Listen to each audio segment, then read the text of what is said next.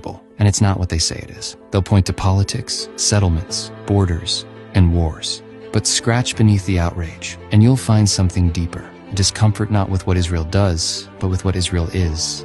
A nation this small should not be this strong. Period. Israel has no oil, no special natural resources. A population barely the size of a mid-sized American city. They are surrounded by enemies, hated in the United Nations, targeted by terror, condemned by celebrities, boycotted, slandered, and attacked. And still, they thrive like there's no tomorrow. In military, in medicine, in security, in technology, in agriculture, in intelligence, in morality, in sheer, unbreakable will. They turn desert into farmland. They make water from air.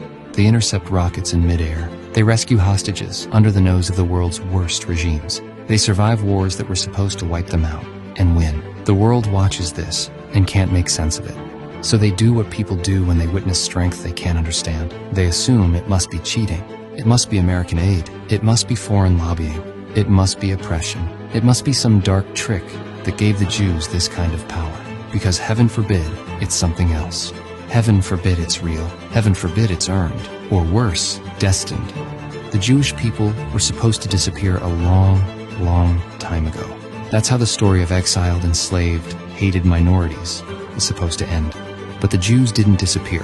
They actually came home, rebuilt their land, revived their language, and brought their dead back to life, in memory, in identity, and in strength. That's not normal. It's not political. It's biblical. There's no cheat code that explains how a group of people return to their homeland after 2,000 years. There is no rational path, from gas chambers to global influence. And there is no historical precedent for surviving the Babylonians, the Romans, the Crusaders, the Inquisition, the pogroms, and the Holocaust, and still showing up to work on Monday in Tel Aviv. Israel doesn't make sense, unless you believe in something beyond the math. This is what drives the world crazy. Because if Israel is real, if this improbable, ancient, hated nation is somehow still chosen, protected, and thriving, then maybe God isn't a myth, after all. Maybe he's still in the story.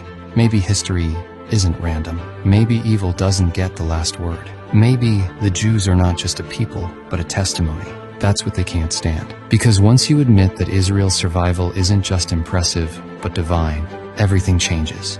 Your moral compass has to reset. Your assumptions about history, power, and justice collapse. You realize you're not watching the end of an empire.